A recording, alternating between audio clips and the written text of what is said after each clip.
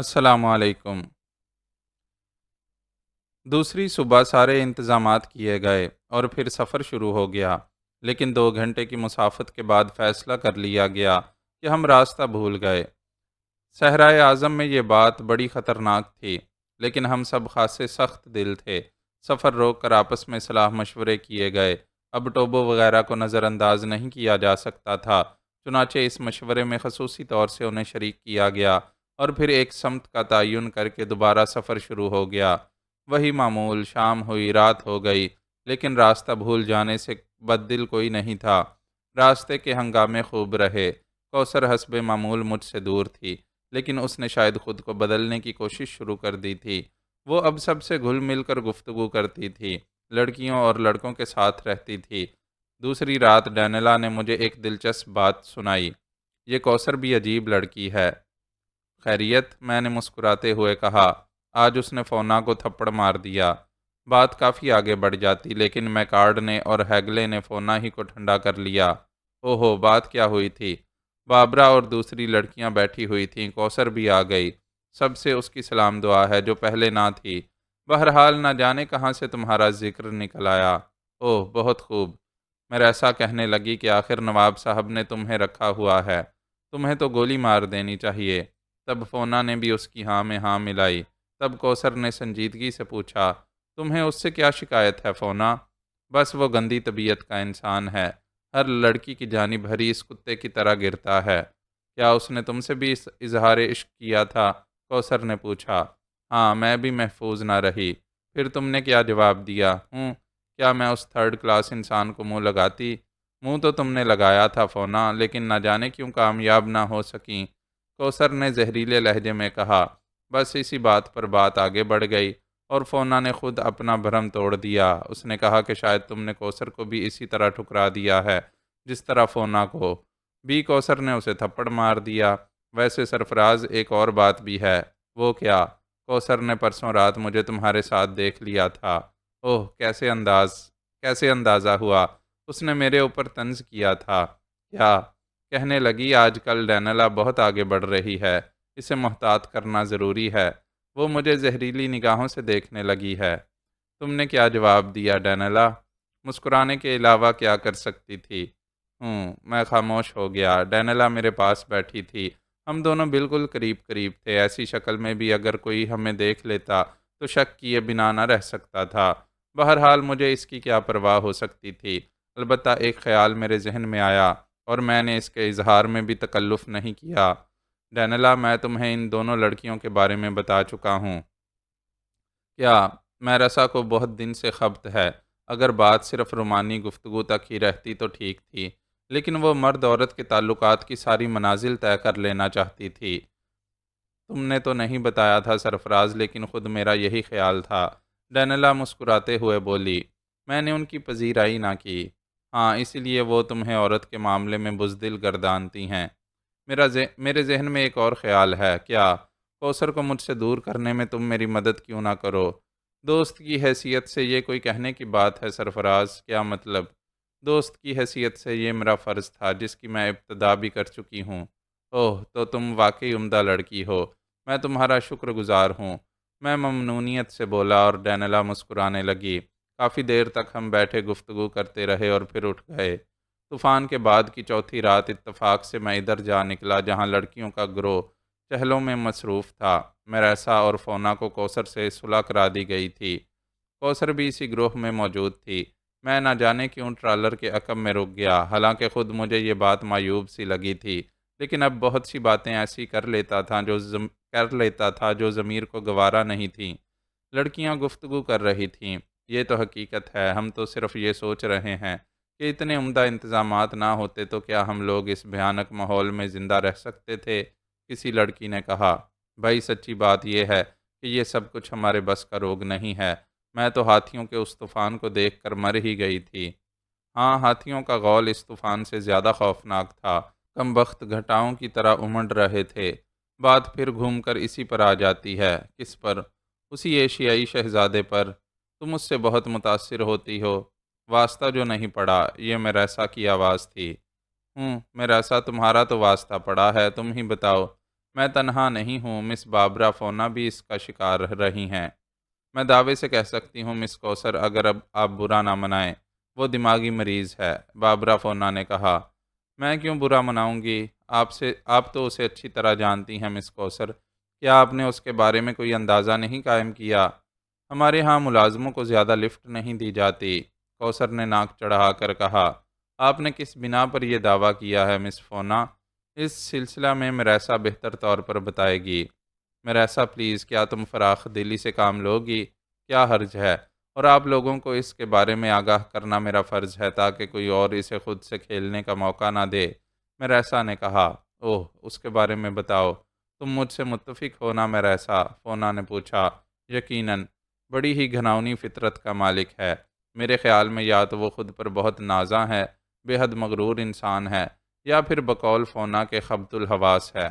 لیکن ہوا کیا؟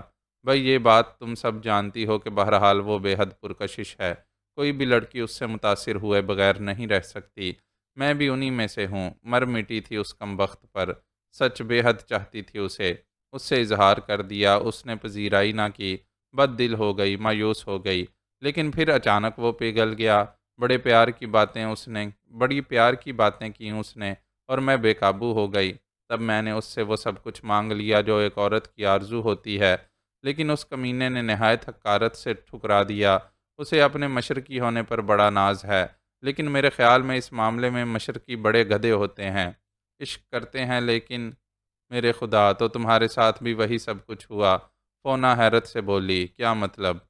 میری کہانی مریسا سے مختلف نہیں ہے، فونا نے جواب دیا۔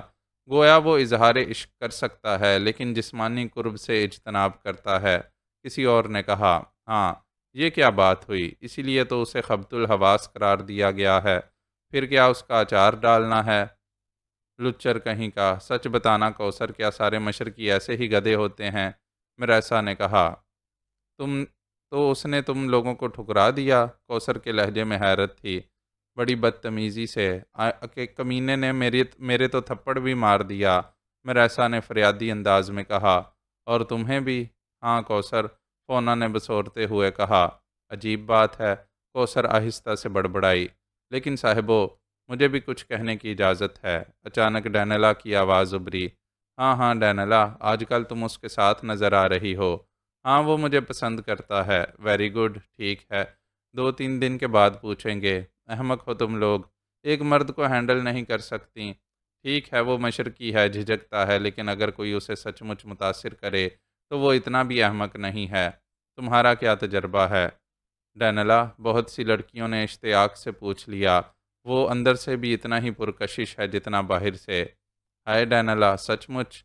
میں جھوٹ نہیں بول رہی، واقعی میں نے پرسوں رات تمہیں اس کے ساتھ دیکھا تھا۔ یہ کوثر کی آواز تھی۔ پرسوں ہی کیا، جس روز سے میں نے اس کے ساتھ رقص کیا ہے، میری ہر رات اس کے وجود سے سجی ہوتی ہے۔ مجھے اجازت دو، اچانک کوثر بولی۔ ارے کیوں بھائی، وہ بھی مشرقی ہے، کسی لڑکی نے کہا۔ خوب ہوتے ہیں یہ مشرقی احمق بھی، دوسری لڑکیاں ہنس پڑیں۔ میں عجیب پوزیشن میں تھا، کوثر چلی گئی تھی، لیکن اب میری غلیظ فطرت پر مہر لگ چکی تھی۔ ڈینلا نے سب کچھ میرے لیے کہا تھا، میں ناکردہ گنہگار خود کو سچ مچ مجرم سمجھنے لگا تھا۔ یہ جس کلچر کی لڑکیاں تھیں، اس میں یہ کوئی انوکھی بات نہیں تھی۔ ان کے ہاں کنوارا پن بے عزتی کا باعث ہے، لیکن میں کچھ نہ ہوتے ہوئے بھی محسوس کر رہا تھا جیسے میرا گناہ پکڑ لیا گیا ہو۔ لڑکیاں نہ جانے کیا کیا بکواس کرتی رہیں، لیکن میرا ذہن کوثر میں الجھا ہوا تھا۔ مجھے محسوس ہو رہا تھا جیسے میری سب سے عزیز شے چھن گئی ہو۔ ہاں، پاکیزگی مجھے عزیز تھی، لیکن احمق لڑکی، تیری حماقت کی بنا پر گندگی کا یہ غلاف میں نے اپنی شخصیت پر چڑھایا تھا۔ میرا عضو کراہ رہا تھا اور بھاری قدموں سے میں اپنے سونے کی جگہ چل پڑا۔ 5ویں روز ٹوبو نے راستہ پا لیا، مگر اس نے اعلان کیا کہ ہمیں بہت طویل سفر طے کرنا پڑے گا۔ ایک ناقابل عبور پہاڑی سلسلے کے ساتھ ساتھ چل کر ہمیں دوسری طرف جانا پڑے گا، کیونکہ پہاڑوں کو عبور کرنا بہت مشکل ہے۔ سو ہم چلتے رہے۔ کوثر آج مجھے نظر نہیں آئی تھی، نہ جانے کہاں گم تھی۔ میں ٹوبو وغیرہ کے ساتھ تھا۔ یہ دلچسپ اور محبت کرنے والے افریقی مجھے نہ جانے کہاں کہاں کے قصے سنا رہے تھے۔ سفر کے طویل ہو جانے کی وجہ سے کوئی خوش نہ تھا۔ طوفان اور ہاتھیوں کے غول نے 12 دن پیچھے دھکیل دیا تھا۔ بہرحال تن بتقدیر تھے ہم لوگ، کرتے بھی کیا کرتے۔ سفر کرتے رہے اور اسی شام میں نے ایک حیرت انگیز تماشا دیکھا۔ ٹوبو اور اس کے ساتھیوں کے ساتھ میں بھی کام کروا رہا تھا۔ کام سے فارغ ہو کر کھانے کی تیاریاں ہونے لگیں۔ میں ایک ٹرالر کے قریب کھڑا بلند و بالا پہاڑوں کو دیکھ رہا تھا کہ مجھے اپنے عقب میں قدموں کی آہٹ سنائی دی اور میں نے پلٹ کر دیکھا۔ میکنا کو میں اچھی طرح جانتا تھا، لیکن کوثر اس کے ساتھ تھی۔ میکنا نہایت محبت سے اس کا ہاتھ تھامے ہوئے تھا۔ کوثر کسی بات پر ہنس رہی تھی۔ مجھے دیکھ کر دونوں ٹھٹک گئے۔ پھر کوثر نے خشک لہجے میں کہا، سرفراز، میری اور مسٹر میکنا کی چائے اس طرف پہنچا دینا، ہم چٹان کے اس طرف ہیں۔ بہت بہتر کوثر بی بی، میں نے کہا۔ ارے نہیں مسٹر سرفراز، کہاں تکلیف کریں گے، میکنا نے کہا۔ میکنا وہ ملازم ہے، کوثر نے کہا اور میکنا کا ہاتھ پکڑ کر آگے بڑھ گئی اور میں اسے دیکھتا رہ گیا۔ میرے بدن کا رواں رواں جھنجھنا اٹھا۔ کوثر ایسی نہیں ہے، مجھ سے انتقام لینے کے جذبے نے اسے اس کے معیار سے گرا دیا ہے۔ کہیں وہ دیوانگی میں موت کے دہانے پر نہ پہنچ جائے، میں نے تشویش سے سوچا، اور یہ صورتحال اچھی نہیں ہے۔ احمق لڑکی، یہ کیا کھیل شروع کر دیا تو نے؟ شروع ہی سے میرے لیے الجھن بنی ہوئی ہو۔ میں نواب فیروز الدین جیسے فرشتہ صفت انسان کی عزت لٹنے نہیں دوں گا، سمجھی کوثر؟ میں تجھے ٹھیک کر دوں گا۔ میرے ذہن میں آگ سلگ رہی تھی۔ میں سوچتا رہا کہ مجھے کیا کرنا چاہیے۔ پھر میں نے سوچا، حالات کو کنٹرول کرنے میں بڑی سمجھ بوجھ سے کام لینا پڑے گا۔ اگر کوثر نواب صاحب کی نظروں سے گر گئی تو ساری زندگی کھو بیٹھے گی، اور نواب فیروز الدین کے کہے ہمیشہ کے لیے قبر میں دفن ہو جائیں گے، وہ جیتے جی مر جائیں گے۔ میں خاموشی سے مڑ گیا اور پھر میں چائے کی 2 پیالیاں لے کر چٹان کے عقب میں پہنچ گیا۔ میکنا اور کوثر کسی بات پر کہے لگا کر ہنس رہے تھے۔ مجھے دیکھتے ہی کوثر کی تیوریاں چڑھ گئیں۔ رکھ دو، اس نے ایک پتھر کی طرف اشارہ کیا۔ جی بہتر، میں نے جواب دیا اور پھر چائے کو رکھ کر کھڑا ہو گیا۔ کیا بات ہے؟ کوثر نے غرا کر پوچھا۔ کچھ نہیں کوثر بی بی، دفان ہو جاؤ، وہ جھلائے ہوئے انداز میں بولی۔ جی، میں نے کہا اور واپسی کے لیے مڑ گیا۔ کوثر مجھے اس سے زیادہ ذلیل کر لیتی، مجھے کوئی پرواہ نہیں تھی، لیکن میکنا کے ساتھ اسے اس انداز میں دیکھ کر مجھے سخت تشویش ہو گئی تھی، اور میں ایک خاموش سی جگہ جا کر اس بارے میں سوچنے لگا، یہ سب کچھ میری وجہ سے ہو رہا ہے۔ یہ بات بھی دکھ کی تھی۔ بہرحال اب ان دونوں پر خصوصی نگاہ رکھنا پڑے گی۔ اسی رات نواب صاحب نے مجھے بلاوا بھیجا۔ وہ ایک ٹرالر میں تھے، شطرنج جمع ہوا تھا۔ آؤ سرفراز، کہاں دور دور رہتے ہو؟ بہت دن سے تمہارا کھیل نہیں دیکھا۔ آپ کا حکم ہے تو کھیل لوں گا، ورنہ طبیعت سست ہے۔ ارے خیریت؟ نواب صاحب چونک پڑے۔ جی ہاں، بس یوں ہی بدن ٹوٹ رہا ہے۔ میں نہ کھیل سکوں گا ڈکسن، ذرا ان کے لیے دوا کا بندوبست کر دوں، یہ لڑکے لاپرواہ ہوتے ہیں۔ نہیں نواب صاحب، ایسی کوئی بات نہیں ہے، بس نیند نہیں آ رہی ہے۔ بکواس مت کرو جی تم، چلو دوا لینی پڑے گی۔ اور پھر زبردستی دوا لینی پڑی۔ نواب صاحب نے اس بات پر بھی سخت اعتراض کیا تھا کہ میں ادھر ادھر سوتا پھرتا ہوں۔ بہرحال میں ان کے ٹرالر میں لیٹ گیا۔ نواب صاحب مجھے آرام کی تائید کر کے چلے گئے۔ میں لیٹا ہوا کوثر کے بارے میں سوچ رہا تھا کہ کوثر آ گئی۔ مجھے ٹرالر میں دیکھ کر وہ ٹھٹک گئی، پھر آگے بڑھی۔ میں سونے کے سے انداز میں لیٹا ہوا تھا۔ وہ کھڑی مجھے گھورتی رہی، پھر اس نے مجھے جھنجھوڑ ڈالا اور میں نے اس طرح آنکھیں کھول دیں جیسے ابھی جاگ اٹھا ہوں۔ ارے کوثر بی بی، کوثر کے بچے، تم یہاں کیا کر رہے ہو؟ کچھ نہیں، بس نیند آ گئی ہے۔ اپنی اوقات میں رہو، سمجھے؟ اوقات پر ہوں کوثر بی بی، پھر یہاں کیوں مر رہے ہو؟ چلا جاتا ہوں، میں نے کہا۔ آئندہ ایسی حرکت کی تو مجھ سے برا کوئی نہ ہوگا۔ بہت بہتر، میں نے طنزیہ انداز میں کہا اور باہر نکل آیا۔ مجھے ہنسی آ رہی تھی۔ انسان کتنا خود غرض ہوتا ہے۔ اگر میں اس کی حماقت کو قبول کر لیتا تو وہ میرے لیے جان دینے پر آمادہ تھی۔ کیسی ندامت کا اظہار کیا تھا اس نے اپنی پہلی زیادتیوں پر۔ میری شخصیت کو کس قدر بلند قبول کر لیا تھا، اور اب چند لمحات میں سب کچھ بھول گئی۔ بہرحال میں آوارہ پھرتا رہا اور کافی رات گزر گئی۔ دراصل میں نواب صاحب پر اپنی گمشدگی کا رد عمل دیکھنا چاہتا تھا، اور پھر شطرنج ختم ہو گئی۔ نواب صاحب ٹرالر کی طرف جاتے نظر آئے۔ میں برق رفتاری سے ٹرالر کے عقب میں پہنچ گیا۔ نواب صاحب اندر داخل ہو گئے۔ پھر ان کی آواز ابھری، کوثر جی۔ کوثر نے جواب دیا، وہ جاگ رہی تھی۔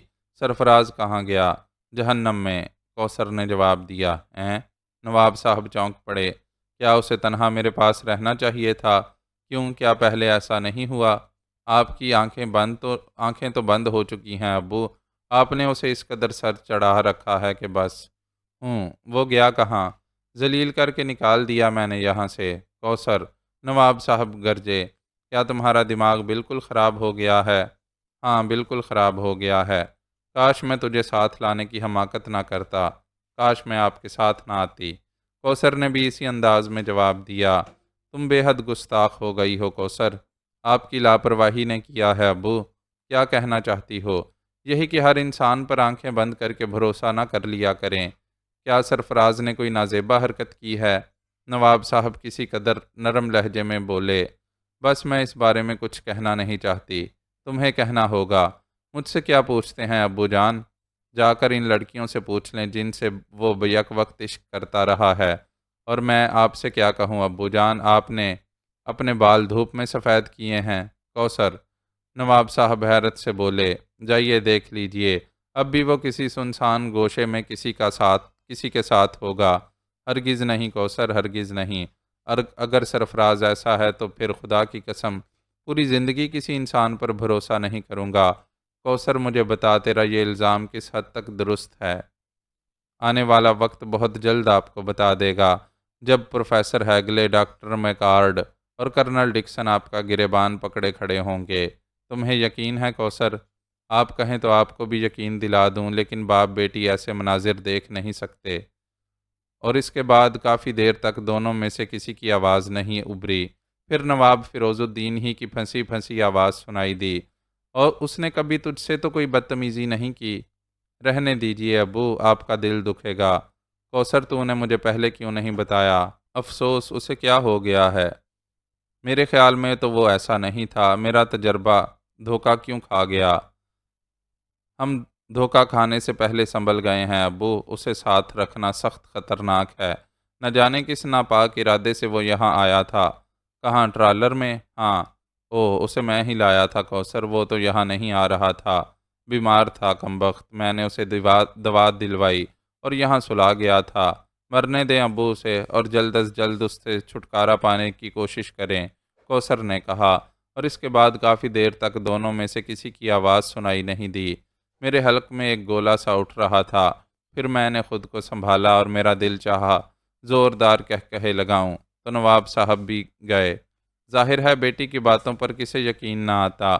پھر میں ایک جیپ میں گھس کر سو گیا، بے فکری کی نیند، فکر کسی بات کی تھی نہیں، جو ہوگا دیکھا جائے گا۔ اور دوسری صبح میں جان بوجھ کر نواب صاحب کے سامنے آیا، لیکن ان کے رویے میں نمایاں تبدیلی تھی۔ سفر شروع ہو گیا، لیکن بہرحال نواب صاحب نے کوئی فوری کارروائی نہیں کی تھی۔ بہرحال اس دن ان سے کوئی بات نہ ہوئی۔ اس شام جس جگہ قیام کیا گیا تھا وہ کافی سرسبز تھی۔ ایک چھوٹا سا جھرنا پہاڑ سے گر رہا تھا، جس نے ہریالی پیدا کر دی تھی۔ موسم بھی خوشگوار تھا، سیاہ فاموں پر آج مستی طاری تھی۔ انہوں نے پھر گانے بجانے کا انتظام کیا، میں بھی ان کے ساتھ بہت سرگرمی سے شریک تھا۔ نوجوان پی رہے تھے، بہت سے بوڑھے بھی ان میں شامل تھے، لیکن نواب صاحب اداس تھے، انہوں نے کسی دلچسپی میں حصہ نہیں لیا تھا۔ تب میں نے کوثر کو میکنا کے قریب دیکھا، وہ جھک کر اس سے گفتگو کر رہا تھا۔ کوثر تو عنقراہن اٹھ گئی، تاریکی پھیل چکی تھی۔ میں نے محسوس کیا میکنا کسی قدر نشے میں تھا۔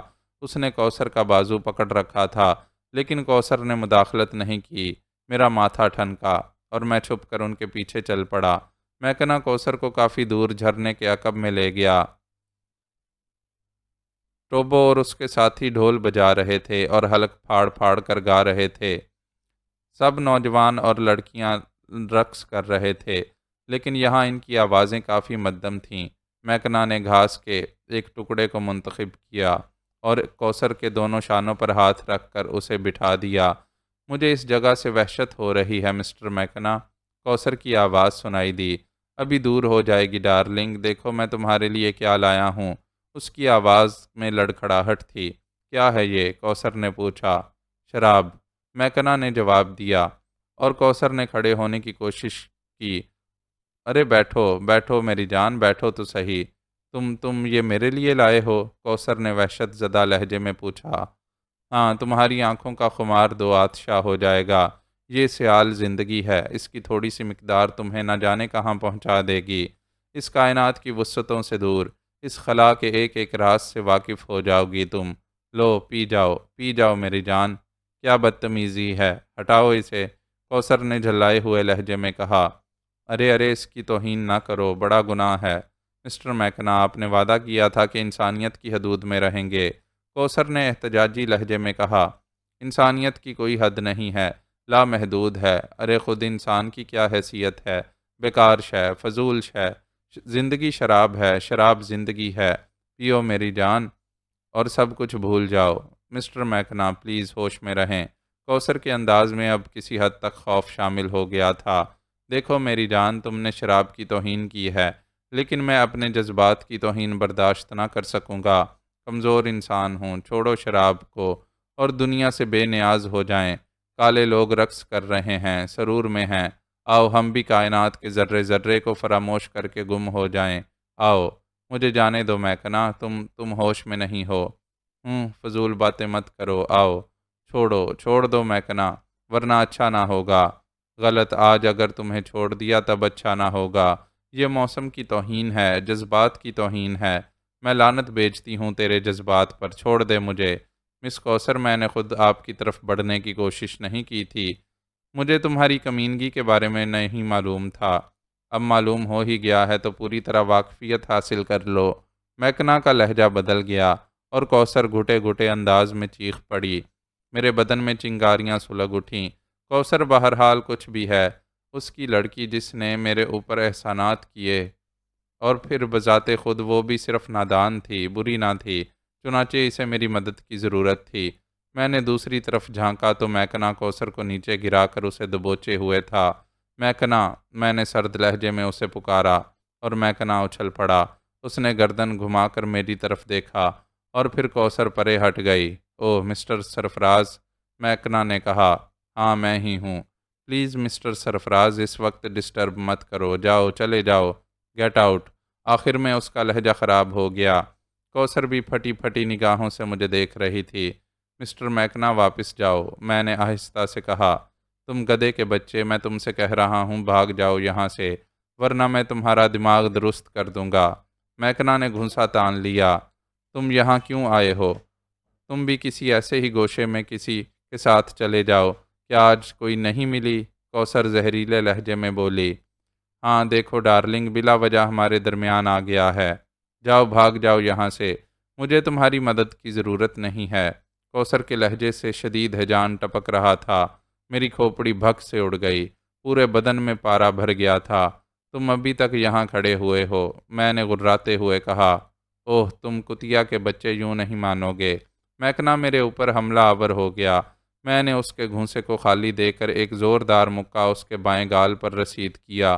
میکنا لڑکھڑایا اور پھر چت گر پڑا۔ تب میرے اوپر جنون طاری ہو گیا۔ میں نے اس کی کمر پر ٹھوک کر رسید کی اور وہ بل بلا اٹھا۔ پھر میں نے اس کا گریبان پکڑ کر اسے اٹھایا اور دوسرے گھونسے پر اس نے 2 کلا بازیاں کھائیں اور پھر نیچے گر پڑا۔ کوثر خاموش کھڑی تھی۔ میری کیفیت سے اب وہ کسی قدر خوف زدہ ہو گئی تھی۔ میکنا بہت ہی کمزور نکلا، میرے 3-4 گھونسوں پر حواس چھوڑ بیٹھا۔ ویسے وہ کافی زخمی ہو گیا تھا، اس کا گال پھٹ گیا تھا، ہونٹ کٹ گئے تھے، جسم کے بہت سے حصوں پر چوٹیں لگی تھیں۔ میں نے آخری ٹھوکر اسے رسید کی اور پھر کوثر کی طرف مڑا۔ آؤ، میری آواز میں غراہٹ تھی۔ میں نہیں جاؤں گی۔ کوثر اچانک بفر گئی۔ یہاں کیا کرو گی؟ اس کے ہوش میں آنے کا انتظار کروں گی۔ نہیں کوثر، جذبات کے ہاتھوں اس حد تک پہنچ جانا اچھی بات نہیں ہے۔ یہ میرا ذاتی معاملہ ہے، کوثر پھنکاری۔ نہیں کوثر، یہ میرے مالک کی عزت کا معاملہ ہے۔ تم بے غیرت ہو، اسی عزت کی بات کر رہے ہو جسے تم لوٹنے پر تلے ہوئے تھے۔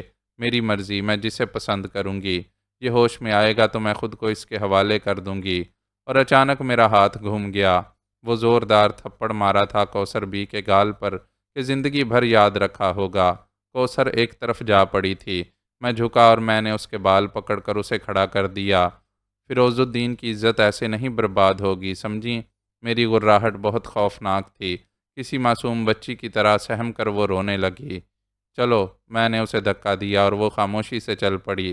اس طرف سے گھوم کر اپنے ٹرالر میں پہنچ جاؤ، میں نے کہا۔ تم مجھے نہیں روک سکتے، سمجھے؟ اب میری بھی یہی ضد ہے، وہ روتے ہوئے بولی۔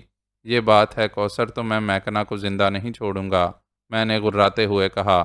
میں تمہیں قتل کر دوں گی، جاؤ، میں غرایا، اور وہ ٹرالر کی طرف دوڑ گئی۔ میرا ذہنی ہیجان عروج پر تھا۔ میں کوثر کو اچھی طرح جانتا تھا، وہ خراب نہیں تھی، لیکن بے حد ضدی تھی، اور اس ضد میں وہ سب کچھ کر سکتی تھی۔ چنانچہ مجھے اب کوئی حل سوچنا ہی تھا۔ میری طرف سے جہنم میں جائیں سب لوگ، ان لوگوں نے مجھے محدود کر دیا تھا، میں ان کے درمیان الجھ کر رہ گیا تھا، اب مجھے ان کے درمیان سے نکل جانا چاہیے تھا۔ نواب صاحب کی شرافت نے مجھے آج تک روکے رکھا تھا، اور بہرحال یہاں تک آنے کے لیے میں ان کا احسان مند بھی تھا۔ اس کے علاوہ اور کیا تھا؟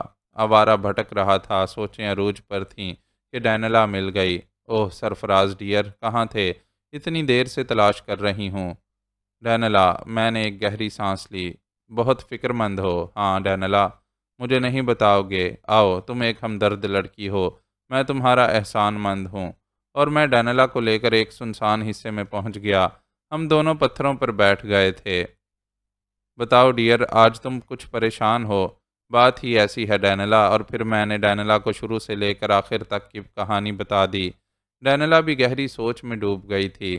معاملہ واقعی سیریس ہے ڈارلنگ، وہ پرخیال انداز میں بولی۔ مجھے کسی بات کی پرواہ نہیں ہے، بس کوثر رسوا ہو جائے گی، ڈینلا پرخیال انداز میں بولی، اور میکنا بہرحال اپنے زخمی ہونے کی وجہ بتائے گا۔ ہاں، تب پھر ہم ایک کام کرتے ہیں ڈارلنگ، کیا میرے ساتھ تعاون کرو گے؟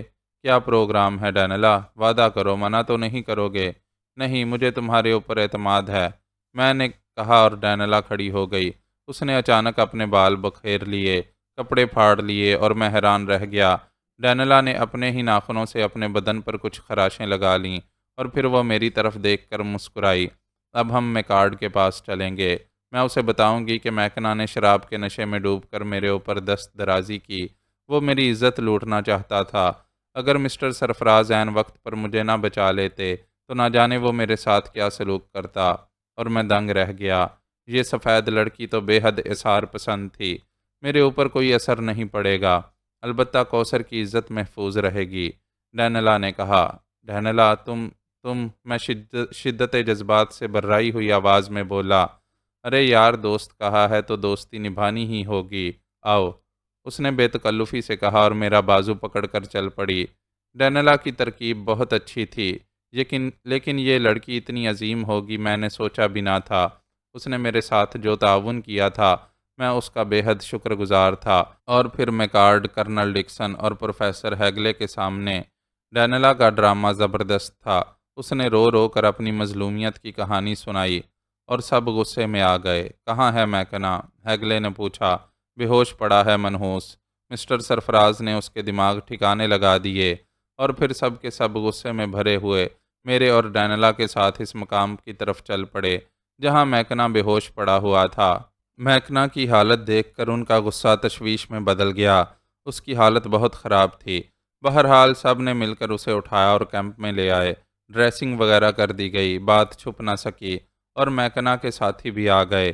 یہ بھی چند سر پھرے نوجوان تھے، یہ ہمارا آپس کا معاملہ تھا، مسٹر سرفراز کو اس میں مداخلت کی کیا ضرورت تھی؟ ایک نوجوان نے کہا۔ کسی کی عزت پر بنی تھی، اور یہ آپس کا معاملہ ہے، کیوں؟ ڈاکٹر میکارڈ نے کہا۔ میکنا کے لیے سزا ضروری تھی، لیکن سزا دینے والا سرفراز کون ہے؟ کراؤڈ نے کہا۔ کسی نے ڈینلا کی عزت بچائی تھی، روک دینا کافی تھا، اسے زخمی کیوں کیا گیا؟ میں نے اس پر احسان کیا ہے، ورنہ اسے قتل کر دینا بھی ضروری تھا، میں نے پرجوش لہجے میں کہا۔ کان کھول کر سن لو سب لوگ، اگر میکنا کو کچھ ہو گیا تو اچھا نہ ہوگا، اور کان کھول کر سن لو تم سب بھی، اگر کیمپ میں آئندہ ایسی کوئی حرکت ہوئی تو حرکت کرنے والے کی سزا موت ہوگی، میں نے کہا۔ دیکھ لیں گے ہم بھی، انہوں نے کہا، اور پھر وہ بے ہوش میکنا کو اپنے ساتھ لے گئے۔ صورتحال درست نہیں تھی، تمام ذمہ دار افراد سر جوڑ کر بیٹھ گئے، ان میں نواب صاحب بھی شامل تھے، انہیں خاص طور سے بلایا گیا تھا۔ لیکن تم وہاں کیا کرنے گئے تھے؟ نواب صاحب نے پہلی بار خشک لہجے میں مجھے مخاطب کیا۔ میں نے چونک کر نواب صاحب کی شکل دیکھی۔ کیا مجھ سے غلطی ہوئی ہے نواب صاحب؟ مجھے اس بات کا جواب دو۔ تم ڈینلا کے تعاقب میں وہاں کیوں گئے تھے؟ میں کسی کے تعاقب میں نہیں گیا تھا نواب صاحب، اتفاق سے ادھر جا نکلا تھا، میں نے جواب دیا۔ مجھے اس بات سے اختلاف ہے میکارڈ۔ کیا مطلب؟ میکارڈ حیرت سے بولا۔ یہ رقابت کا معاملہ بھی ہو سکتا ہے، لیکن لڑکی نے یہی بتایا ہے فیروز الدین، میکارڈ بولا۔ تب بھی سزا دینے کا حق سرفراز کو نہ تھا۔ میں نے اسے سزا نہیں دی، صرف اسے بچایا ہے نواب صاحب۔ میں تمہیں اچھی طرح جانتا ہوں، نواب صاحب سرد لہجے میں بولے، اور میں خاموش ہو گیا۔ بہرحال پھر میں وہاں سے چلا آیا۔ اب میں سنجیدگی سے سوچ رہا تھا کہ ان لوگوں کو چھوڑ دوں، یہاں کی فضا بھی خراب ہو گئی ہے، اور بہرحال مجھے ان سے علیحدہ ہونا ہی تھا۔ دوسری صبح بھی ماحول کشیدہ تھا۔ کوثر اپنے ٹرالر سے نکلی ہی نہیں تھی۔ میں جانتا تھا کہ حالات ٹھیک نہیں ہیں، اس لیے میں نے پستول کے چیمبر بھر کر اپنے لباس میں چھپا لیا تھا۔ سفر کی آج تیاریاں نہیں ہوئیں۔ میکنا کی حالت ٹھیک نہیں تھی، اسے ہوش آ گیا تھا، لیکن ابھی اس نے کسی سے بات نہیں کی تھی۔ 10 بجے سب لوگ جمع ہو گئے۔ میکنا کو ایک کینوس اسٹریچر پر ڈال کر باہر لے آیا گیا۔ اس کے ساتھی جوش میں بھرے ہوئے تھے۔ باہر نکلتے ہی انہوں نے شور مچانا شروع کر دیا۔ سرفراز کو باہر لاؤ، سرفراز کو باہر لاؤ۔ سارے لوگ ایک جگہ جمع ہو گئے۔ ان میں لڑکیاں نہیں تھیں، باقی تمام مرد موجود تھے۔ میں کہیں نہیں گیا، یہاں موجود ہوں، میں نے غراتے ہوئے کہا۔ ٹوبو اور اس کے ساتھی گردنیں اٹھا اٹھا کر دیکھنے لگے۔ وہ حسب معمول اپنے کاموں میں مصروف تھے۔ تمہاری طبیعت کیسی ہے میکنا؟ ڈاکٹر میکارڈ نے پوچھا۔ ٹھیک ہوں، میکنا خونی نگاہوں سے مجھے دیکھتے ہوئے بولا۔ وہ سہارا لے کر اٹھ گیا تھا۔ تم نے اتنی شراب کیوں پی کہ ہوش میں نہ رہو؟ میں ہوش میں تھا۔ اس کا مطلب ہے کہ تم نے جان بوجھ کر ڈینلا پر دست درازی کی، میکارڈ نے کہا۔ ڈینلا؟ میکنا حیرت سے بولا۔ ہاں، اس نے الزام لگایا ہے کہ تم نے رات کو اس پر مجرمانہ حملہ کرنے کی کوشش کی۔ اوہ، لیکن وہ ڈینلا نہیں تھی۔ کیا مطلب؟ تو یہ ڈرامہ کھیلا گیا ہے، میکنا نے نفرت زدہ انداز میں مسکراتے ہوئے کہا، اور میرا ہاتھ جیب کی جانب رینگ گیا۔ یہ ٹھیک ہے کہ میں نے اپنی محبوبہ سے اس کی آغوش طلب کی تھی، لیکن وہ ڈینلا نہیں بلکہ، اور میرے پستول سے فائر ہوا۔ گولی میکنا کے حلق میں داخل ہو کر گدی سے نکل گئی۔ تمام لوگ لرز گئے تھے۔ دوسرا اور پھر تیسرا فائر ہوا، جس میں سے ایک گولی میکنا کے سر میں لگی تھی اور دوسری دل کے مقام پر۔ میکنا کا تڑپتا ہوا جسم اسٹریچر سے نیچے آ گرا۔ پکڑو، مارو، خونی ہے، قاتل ہے، قتل ہو گیا، سہمے ہوئے لوگ چیخے۔ خبردار کسی نے ہلنے کی کوشش کی تو اسے گولی مار دوں گا۔ میں پیچھے ہٹ گیا۔ اوہ، پستول پھینک دو، سور کے بچے، ذلیل کمینے۔ نواب صاحب میرے اوپر دوڑ پڑے، لیکن میں کچھ اور پیچھے ہٹ گیا۔ میں اس وقت کسی کے ساتھ رعایت نہیں کر سکوں گا نواب صاحب، میں نے خوفناک انداز میں کہا۔ تو مار دے مجھے گولی، مار دے، میں تجھے لایا تھا۔ اور اچانک میکنا کے ساتھی میرے اوپر جھپٹے۔ میں نے پستول سے ایک اور فائر کیا اور گولی میکنا کے ایک ساتھی کی ٹانگ میں لگی۔ بس کھیل ختم کر دو۔ اچانک ٹوبو کی خوفناک غراہٹ سنائی دی اور سب چونک پڑے۔ ٹوبو اور اس کے ساتھی رائفلیں تانے ہوئے کھڑے تھے، اور پھر ان میں سے ایک نے کراؤڈ کے شانے پر رائفل کا دستہ مار کر اس کے ہاتھ سے پستول چھین لیا۔ اگر کسی نے ماسٹر کو نقصان پہنچانے کی کوشش کی تو اسے بھون کر رکھ دیا جائے گا، ٹوبو بولا۔ ٹوبو، کرنل ڈکسن گرایا۔ ہم صرف کرائے کے آدمی ہیں کرنل، کسی کے غلام نہیں، ہم ماسٹر کے ساتھ ہیں۔ پیچھے ہٹ جاؤ سب لوگ، ورنہ سب کی لاشیں یہاں پڑی ہوں گی۔ ٹوبو کا انداز ایسا ہی تھا کہ جو کہہ رہا ہے کر دکھائے گا۔ ٹوبو کی اس بھرپور مداخلت پر میں بھی دنگ رہ گیا تھا۔ لیکن ٹوبو، اس نے، کرنل ڈکسن نے کچھ کہنا چاہا۔ پہلے تم سب سمٹ کر ایک جگہ جمع ہو جاؤ، اس کے بعد بات کروں گا، ٹوبو نے کہا، اور سیاہ پہاڑ سے سب خوف زدہ ہو گئے، یہاں تک کہ نواب صاحب بھی دوسرے لوگوں کے ساتھ جا کھڑے ہوئے۔ ہاں، اب کہو، کیا کہنا چاہتے ہو؟ اس نے میکنا کو قتل کر دیا ہے، میکارڈ بولا۔ یہی مناسب ہوگا، ٹوبو لاپرواہی سے بولا۔ لیکن سنو، تم سب سے زیادہ ماسٹر کو میں جانتا ہوں، تم سب اندھے ہو، انہوں نے جو کچھ کیا ہے وہ ضروری ہوگا، تم سب گدھے ہو۔ ماسٹر، یہ جگہ اب ہمارے رہنے کے قابل نہیں ہے، ہم ابھی ان سب کو چھوڑ دیں گے تو بہتر ہے۔ ٹھیک ہے ٹوبو، اپنے دو ساتھیوں سے کہو جیپ تیار کر لیں، اپنے حصے کی ساری چیزیں اس میں بھر لیں، ہم چلیں گے۔ اوکے چیف، ٹوبو نے کہا۔ پھر اس کے دو ساتھی اور وہ خود سب کو کور کیے کھڑے رہے اور باقی دو ساتھی جیپ تیار کرنے لگے۔ تیرے بارے میں نے شدید دھوکہ کھایا ہے، کاش میں تجھے پہچان سکتا۔ ہاں نواب صاحب، کاش آپ مجھے پہچان سکتے۔ میں تم سب سے شرمندہ ہوں دوستو، تم اس کا بدلہ مجھ سے لے سکتے ہو۔ نواب صاحب دوسروں سے بولے، کسی نے ان کی بات کا جواب نہیں دیا تھا۔ ٹوبو کے ساتھیوں نے جیپ تیار کر لی، ضرورت کا ہر سامان لے لیا گیا تھا، اور پھر وہ جیپ ہمارے پاس لے آئے اور ہم رائفلوں سے انہیں کور کیے کیے جیپ میں آ بیٹھے۔ خدا حافظ نواب صاحب، زندگی کے کسی دور میں حقیقت معلوم ہو جائے تو خلوص دل سے مجھے معاف کر دینا، میں نے کہا، اور ٹوبو کے ساتھی نے جیپ آگے بڑھا دی۔ رائفلوں کی پہنچ سے نکلتے ہی میکنا کے دوسرے ساتھی دوسری جیپ کی طرف دوڑے۔ ہم کافی آگے نکل چکے تھے، لیکن بہرحال جیپ سٹارٹ کر کے وہ ہمارے پیچھے چل پڑے۔ لیکن ٹوبو اور اس کے ساتھی مسکرا رہے تھے، اور پھر انہوں نے رائفلوں سے اندھادھند فائرنگ شروع کر دی، اور تعاقب کرنے والے جوشیلے ٹھنڈے پڑ گئے۔ پچھلی جیپ رک گئی۔ میں اب بھی ساکت تھا، میرا دل رو رہا تھا۔ جو کچھ ہوا ٹھیک نہیں ہوا تھا۔ میں نواب صاحب کو چھوڑنا نہیں چاہتا تھا، لیکن بہرحال اب گنجائش نہیں رہی تھی، اور یوں اچانک میری زندگی کا تیسرا سفر شروع ہو گیا تھا۔ کس کس کو چھوڑنے کا غم کرتا، اپنے ہی چھوٹ گئے تھے، سارا گھر بار، بھائی بہن، سب کچھ چھوٹ گیا تھا۔ پھر نواب صاحب کا گھرانہ اور دوسرے۔ زندگی یہی ہے، ہر احساس، ہر غم کو فنا کر دینا ضروری ہے، ورنہ وہ زندگی کو چاٹ جاتے ہیں۔ ٹوبو کا ساتھی خاموشی سے ڈرائیو کر رہا تھا۔ پھر وہ کافی دور نکل آنے کے بعد ٹوبو نے پوچھا، ہوا کیا تھا ماسٹر؟ تم نے کوئی اندازہ نہیں لگایا؟ نہیں، سب کچھ اچانک ہوا تھا۔ پھر تم نے صورتحال کا اندازہ کیسے کیا؟ جب تم نے فائر کیے ہم اسی وقت سمجھ گئے تھے کہ کوئی گڑبڑ ہے، اور چونکہ ایک طرف تم تھے اس لیے ہم رائفلیں نکال لائے۔ تو تمہیں کچھ نہیں معلوم ٹوبو؟ بالکل نہیں ماسٹر۔ پھر تم نے میرا ساتھ کیوں دیا؟ کیونکہ تم ہم میں سے تھے۔ اوہ ٹوبو، میں اس قابل تو نہیں ہوں۔ تم جو بھی ہو، بس سیاہ نسل سے نہیں ہو۔ کاش تمہاری جلد بھی سیاہ ہوتی، نہ جانے تمہاری سفید چمڑی کے نیچے ہمارے جیسا سادہ دل کہاں سے آ گیا۔ میرے دل کے بارے میں تم کیا جانو ٹوبو؟ اندر کی آوازوں کو دبانا مشکل ہے ماسٹر، اور اندر کی آواز سچی ہوتی ہے۔ ہمارے دلوں نے تمہیں اپنا مان لیا ہے، بس اس کے بعد اور کیا گنجائش ہے؟ ہم جانتے ہیں کہ جو کچھ ہوا ہے ٹھیک ہوا ہے۔ اس بدبخت نے ایک لڑکی کی عزت لوٹنے کی کوشش کی تھی، اور تم نے اسے مارا۔ ہاں، کیا برا کیا تھا، لیکن دوسرے لوگ اسی کی طرف داری کر رہے تھے۔ ہاں، تب تو غلطی ہوئی ماسٹر، ان میں سے دو چار کو اور مارنا چاہیے تھا۔ ٹوبو نے دانت پیستے ہوئے کہا، یہ سب سفید چمڑی والے تو ہوتے بغیرت ہیں، مگر ماسٹر تمہارے ساتھی کو کیا ہو گیا؟ وہ حقیقت سے لا علم تھے۔ اوہ، یہ بات ہے، تبھی تو میں نے کہا، بہرحال چھوڑو ماسٹر، پرواہ کس بات کی ہے، ہم ان سے علیحدہ رہ کر کام کریں گے۔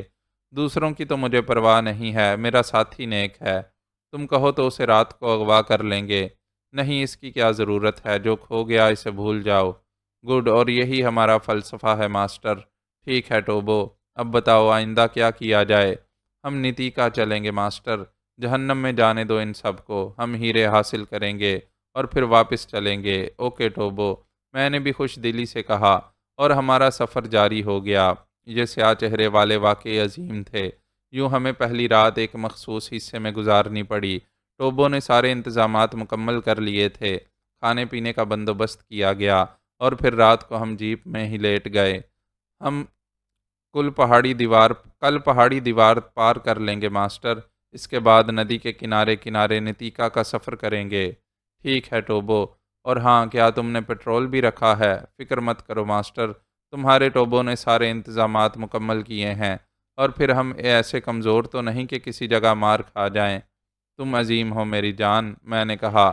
نہیں ماسٹر، عظیم تم ہو، جس نے ہمارے دلوں پر قبضہ کر لیا ہے، ٹوبو نے مسکراتے ہوئے کہا، اور پھر ہم سونے کے لیے لیٹ گئے۔ ٹوبو اور اس کے ساتھی جلد ہی سو گئے، لیکن مجھے کافی رات گئے تک نیند نہیں آئی تھی۔ دوسری صبح کافی خوشگوار تھی۔ ابتدائی 2 گھنٹے ہتھیاروں کی مشق میں صرف ہوں گے ماسٹر، اس کے بعد ہم سفر کریں گے۔ اوکے، میں نے کہا۔ پھر ہم نے ہلکا سا ناشتہ کیا اور اس کے بعد ٹوبو کلہاڑیاں لے کر میدان میں آ گیا۔ اس نے بڑی مہارت سے مجھے کلہاڑی چلانا سکھائی اور 2 گھنٹے تک ہم نے خوب مشق کی۔ خوشی کی بات یہ ہے ماسٹر کہ جو کچھ تمہیں بتایا جاتا ہے تمہارے ہاتھوں پر نقش ہو جاتا ہے۔ شکریہ ٹوبو، میں نے مسکراتے ہوئے کہا۔ اس کے بعد ہم نے بقیہ ناشتہ کیا اور پھر روانگی کے لیے تیار ہو گئے۔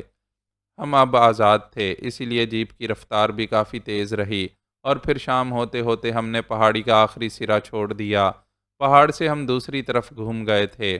ٹوبو نے ایک راستے کا انتخاب کیا اور ہم اس پر چل پڑے۔ کوئی قابل ذکر واقعہ پیش نہیں آیا۔ ہم سفر کرتے رہے اور پھر شام کے جھٹپٹے میں ہمیں ایک کرال نظر آیا۔ وہ شاید فرزان عامری کا کرال ہے، میں نے کہا۔ یہ کون ہے ماسٹر؟ ان کا دوست اور شاید ان لوگوں کا رہبر بھی۔ اوہ، تو کیا خیال ہے ماسٹر؟ کیا مطلب؟ ان کا یہ راستہ بند کر دیا جائے؟ اس کی کیا ضرورت ہے ٹوبو؟ تم نہیں پسند کرتے، ٹھیک ہے، ٹوبو نے کہا۔ تم بڑے انسان ہو ٹوبو، بے حد تعاون پسند۔ تم نے اس بارے میں تفصیل بھی نہیں پوچھی۔ یہ بات نہیں ماسٹر، بات دراصل بھروسے اور اعتماد کی ہے۔ تم بہادر ہو اور بہادر ہمیشہ قابل اعتماد ہوتے ہیں۔ ہم آنکھیں بند کر کے تمہاری بات مانتے ہیں، صرف اس لیے کہ وہ ٹھیک ہی ہوں گی۔ مجھے تمہاری دوستی پر فخر ہے اور ہمیں تمہاری دوستی پر۔ بتاؤ وہ کون تھا جب درخت جڑ سے اکھڑ رہے تھے تو اس نے ہمارے ٹرالر تک کا سفر کیا تھا؟ کسی کی اتنی ہمت تھی؟ خیر، یہ تمہاری محبت ہے۔ بہرحال مجھے ان لوگوں سے ایسا شدید اختلاف نہیں ہے۔ اگر وہ بھی نتیجہ پہنچ کر کچھ حاصل کر لیتے ہیں تو میرے اوپر کیا اثر پڑے گا؟ بالکل ٹھیک ماسٹر۔ اور پھر افریقہ تو ہیروں کی دنیا ہے، جانے یہاں سے کتنے کیا کچھ لے جا چکے ہیں اور نہ جانے کتنے لے جاتے رہیں گے۔ یہاں کے پہاڑ تو سینوں میں خزانے ہی خزانے دفن کیے ہوئے ہیں۔ میں صرف یہ سوچ رہا تھا کہ فرزان عامری سے ملا جائے یا نہیں۔ جو بہتر سمجھو ماسٹر، ہمارا اس سے ملنا بے سود ہے۔ بس نتیکا کی طرف چل پڑو۔ اوکے لارڈ، ٹوبو نے کہا اور پھر اس نے جیپ دریائے نتیکا کے کنارے لا کھڑی کی۔ کیا خیال ہے چیف، رات کی قیامگاہ ٹھیک رہے گی؟ بالکل، میں نے کہا، اور ہم نے دریا کے کنارے قیام کر دیا۔ رات ہو چکی تھی۔ میرا سینہ تو خیالات کا مخزن تھا۔ ساری ضروریات سے فارغ ہو کر میں دریا کے کنارے آ بیٹھا۔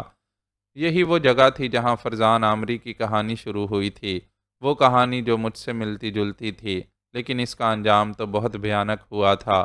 نہ جانے کیوں میرے ذہن کو احساس تھا کہ میری کہانی بھی کہیں فرزان عامری سے نہ جا ملے، لیکن یہ تبدیلی میری کہانی تو یہاں سے بدل گئی۔ تب میری نگاہ دریا کی تہہ میں کسی متحرک روشن چیز پر پڑی۔ اس سے گہری نیلی روشنی پھوٹ رہی تھی اور شے بہاؤ کے ساتھ رینگ رہی تھی۔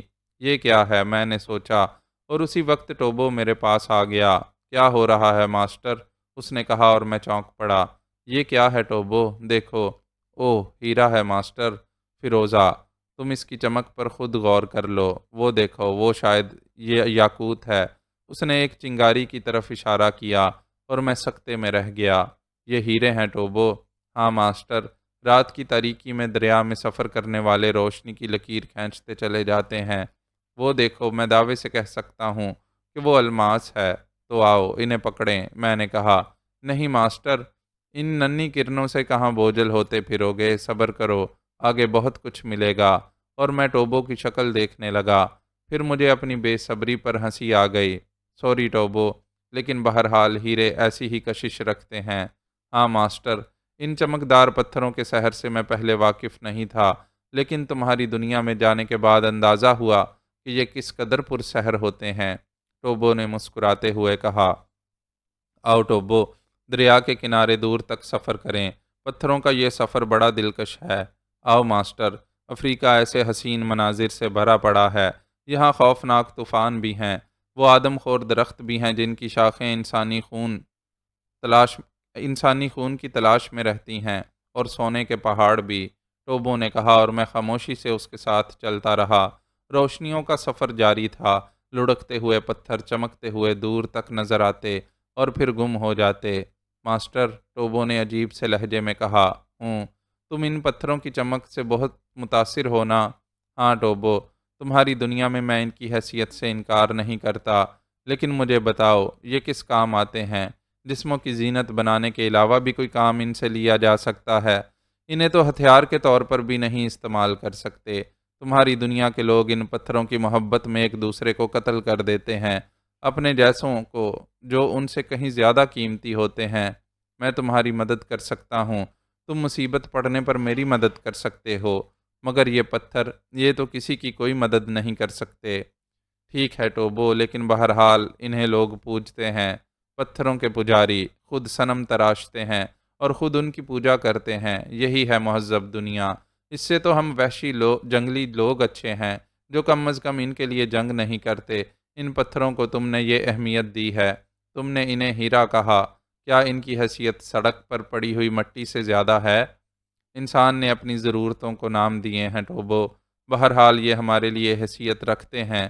میں ان کے حصول میں تمہاری پوری مدد کروں گا ماسٹر، تم ان کی پرواہ مت کرو۔ مجھے اپنی آن کے لیے ان کی ضرورت ہے ٹوبو، تمہاری آن ہمارا ایمان ہے ماسٹر۔ آؤ واپس چلیں، کل ہمیں دریا کے کنارے کنارے سفر کرنا ہے، اور ضروری نہیں ہے کہ ہم سیدھے نتیکا ہی چلیں گے۔ کیا مطلب؟ ہمیں صرف ہیروں کی تلاش ہے، ایسے ہیرے جن کی مثال مشکل سے ملے۔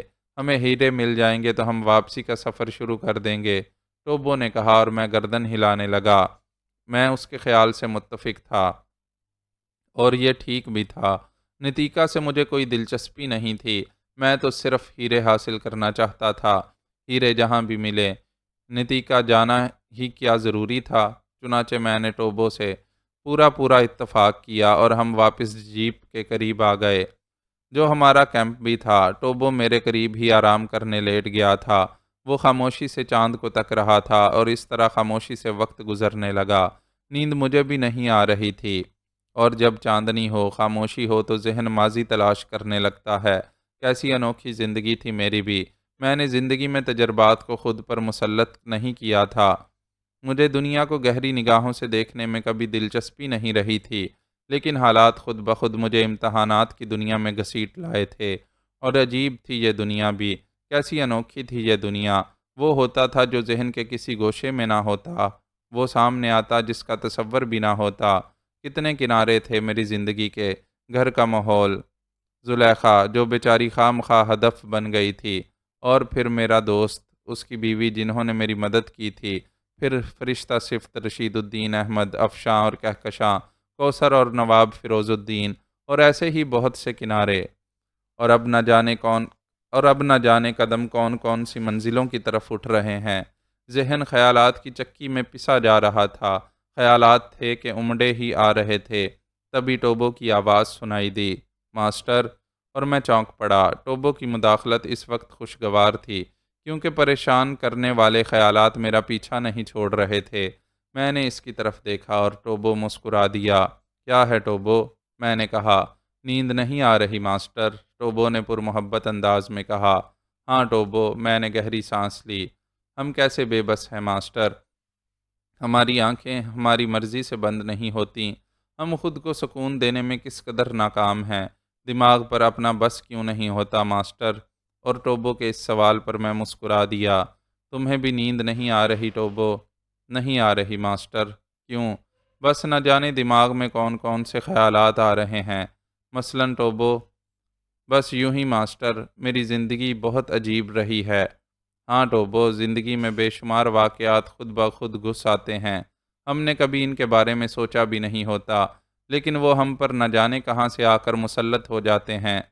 تمہارا خیال درست ہے ماسٹر، بہرحال چھوڑو ان باتوں کو۔ میرے خیال میں تو زندگی صرف دن رات گزارنے کا نام ہے، اگر دن رات سادگی سے گزر جائیں تو زندگی دوبھر ہو جائے۔ یہ چھوٹے چھوٹے حادثے ہی زندگی کی دلچسپی برقرار رکھنے میں معاون ہوتے ہیں، ہماری سوچ ہی تو ہمیں زندہ رکھتی ہے۔ ہاں ٹوبو، یہی سوچیں تنہائیوں کی ساتھی ہوتی ہیں، اگر تنہائیوں میں یہ بھی نہ ہوں تو زندگی گزارنا بھی مشکل ہو جائے۔ لیکن میرا نظریہ کچھ اور ہے ماسٹر۔ وہ کیا ٹوبو؟ ماضی کی وہ یادیں جو ہمارا سکون لوٹتی ہیں ہماری دشمن ہوتی ہیں، کیوں نہ ہم بھی انہیں دشمن تصور کر کے ان سے دشمنی کا سلوک کریں، ذہن کے گوشے میں قدم رکھیں تو ہم انہیں دور جھٹک دیں۔ جو کھو گیا ہے ماسٹر، اسے اپنی زندگی سے خارج کر دیں اور نئی چیزوں کے حصول کے لیے سرگرداں ہو جائیں۔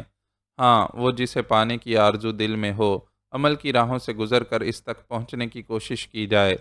ٹوبو کے فلسفیانہ دلائل میرے لیے سخت حیرت انگیز تھے۔ میں نے دلچسپی سے اسے دیکھا۔ میں نے غلط کہا ماسٹر؟ ٹوبو نے پوچھا۔ نہیں ٹوبو، تمہارا فلسفہ مجھے بہت پسند آیا ہے۔ شکریہ ماسٹر، لیکن میری ایک درخواست بھی ہے۔ وہ کیا ٹوبو؟ آج سے اداسیوں کو دور جھٹک دو، ماضی کا ایک ایک نقش ذہن سے مٹا دو، ایک نئے انسان بن کر جنگل کی زندگی سے لطف اٹھاؤ، اپنا مقصد حاصل کرو۔ خیالات کا بوجھ انسان کی صلاحیتوں پر اثر انداز ہوتا ہے، اس بوجھ کو ذہن سے اتار پھینکو۔ مجھے ٹوبو کی تجویز پسند آئی۔ کیا تمہیں میری رائے سے اختلاف ہے ماسٹر؟ نہیں ٹوبو، تو پھر آج سے اس زندگی کو اپنا لو۔ اپنا لیا، میں نے کہا، اور ٹوبو چھلانگ مار کر اٹھ بیٹھا۔ ہررا، اس نے وحشیانہ انداز میں کہا، اور پھر وہ بے تکے انداز میں اچھلنے کودنے لگا، ساتھ ہی کچھ گا بھی رہا تھا۔ یقیناً بے وقت کی راگنی تھی، لیکن ہنسی تو مجھے اس کے ساتھیوں پر آئی، جو گہری نیند سو رہے تھے، گھبرا کر اٹھے، اور پھر اسی گھبرائے ہوئے انداز میں ٹوبو کے ساتھ اچھلنے کودنے لگے، جیسے یہ اچھل کود بہت بڑا فریضہ ہو۔ مجھے زور کی ہنسی آ گئی۔ میں نے ان اچھلتے کودتے لوگوں کو دیکھا، اور اچانک میرے ذہن میں ایک لہر آئی۔ در حقیقت زندگی تو یہی ہے، اس وحشت کا حسن گرام آیا ہے، اسے کیوں نہ اپنا لیا جائے؟ ٹوبو ٹھیک کہتا ہے، اور میں بھی ان کے ساتھ اچھل کود میں شریک ہو گیا۔ ٹوبو اور اس کے ساتھی خوش ہو گئے تھے، اور پھر نہ جانے کب تک یہ اچھل کود جاری رہی۔ پھر ایک اجنبی وجود نے ہماری اس ترنگ کو توڑ دیا۔ یوں ہی ایک طرف نگاہ اٹھ گئی تھی، تب ایک ہیولا نظر آیا، اور ہم چونک پڑے۔ یہ اجنبی ہیولا ہمارے درمیان کہاں سے آ گیا؟ میں نے ٹوبو کے کندھے پر ہاتھ رکھ دیا۔ یس ماسٹر، اس نے رک کر کہا۔ وہ ادھر دیکھو ٹوبو، میں نے کہا۔ ارے یہ کون ہے؟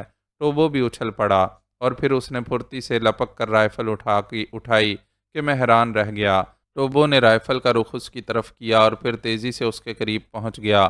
ہاتھ اٹھا دو، اس نے رائفل کی نال اس کے سینے پر ٹکاتے ہوئے کہا، اور اجنبی نے دونوں ہاتھ بلند کر دیے۔ میں بھی اس کے پاس پہنچ گیا۔ میں نے غور سے اسے دیکھا۔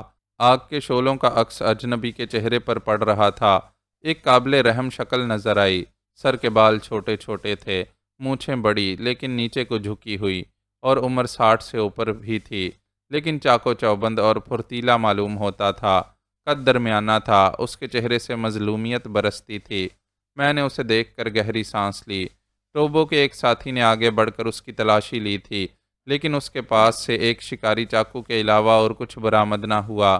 اس کے جسم پر شکاری لیکن بوسیدہ لباس تھا، کسی سفید نسل کا باشندہ ہی معلوم ہوتا تھا۔ ہیلو، میں نے اسے مخاطب کیا۔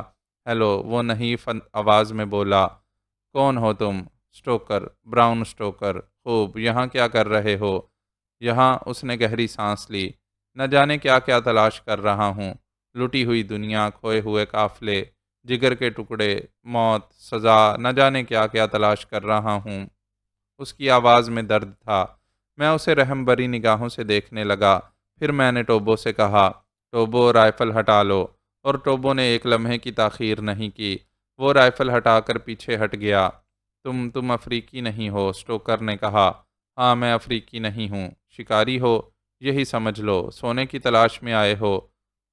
میں نے جواب دیا۔ تو میرے دوست، یہ ارادہ ترک کر دو، سب کچھ کھو بیٹھو گے۔